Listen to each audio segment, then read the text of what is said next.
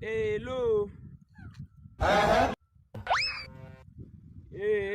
Ndini kana ndichida kutaura nawe ndachida kutaura sinazopedzisa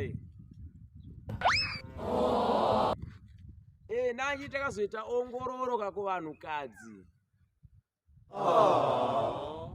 Eka vanhukadzi vanofana kutaura mawedzi 1200 pazuva.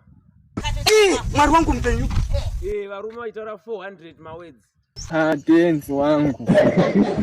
Anjala. Saka ukaona achimhanya achitaura zvakanyanya, anenge achida kuti abate daily target yake.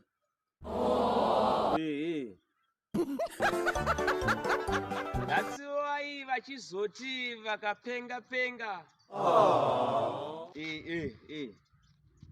Wozoti anchada zvekuramba achitaura, vanenge vatobata daily target yavo.